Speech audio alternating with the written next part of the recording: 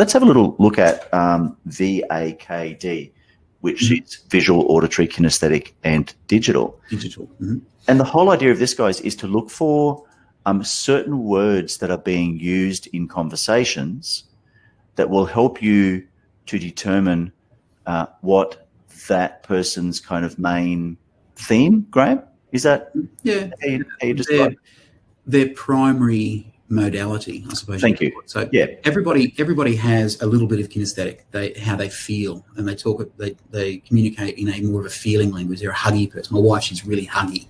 Other people talk about what they hear, what they say, the sounds around them. Others, they look at something. They need to read something rather than just hear it. They're more visual people.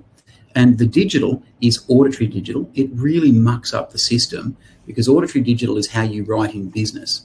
It's never the right way, but to be professional in business, we've all been taught at school to use big words and make things sound complicated. And auditory digital, you cannot get into rapport with somebody using auditory digital. However, you may need to use it from time to time to show that you know the stuff you're talking about. But then you've got to still come back to the way that Mark's talking. If Mark's talking in a visual language, then I still have to come back and talk about what I see for Mark. And, we're painting a clear picture, or there's light at the end of the tunnel. They're all visual words and visual phrases if Mark is talking more visually. Can we show them that that sort of bits and pieces involved? Yes, of course we can. We can do anything. We can do anything. We can do anything. Hang on a second. So, guys, I'll just throw in the details up there. So it's visual, auditory, kinesthetic, and digital. And Graham, just while I'm getting that form up, which will take me 2 seconds. So really what it's about is what's the language, what's the primary style of language that they're using. Yep. And again, the purpose of this is, again, to build rapport so that people like them. Yep. If Mark is talking about how he sees the world, and I'm talking about the sounds, we won't connect. We won't connect. If I suddenly start changing the way I speak to, I see what you're saying, Mark, and well, that's better.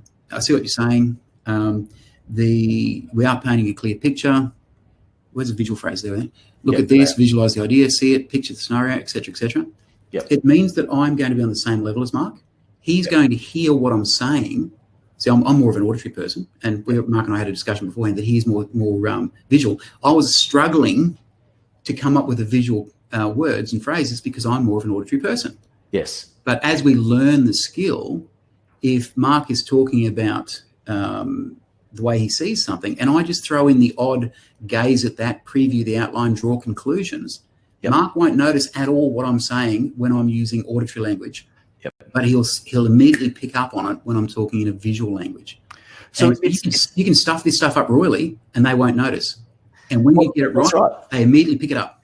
And because it's a subconscious connection then, isn't it? Great question, Trevor. We're going to come to that in a second. That's a very, very good question. So, I mean, I am more visual, so I will often use terms of, do you see what I'm saying? Let's map this out. Let's preview this. Well, picture this for me. And I might say to somebody, as I do say when we're first interviewing somebody to come into Mastermind, my question will be, if we're having this conversation in 12 months' time, what would things look like for you? So, I mean, that is my primary modality, and obviously I will then adjust it based on what I'm hearing from them. So if I'm not hearing visual cues from them, then I'll switch to more auditory or kinesthetic language. So again, this is just saying that it's all about helping to build the rapport, isn't it?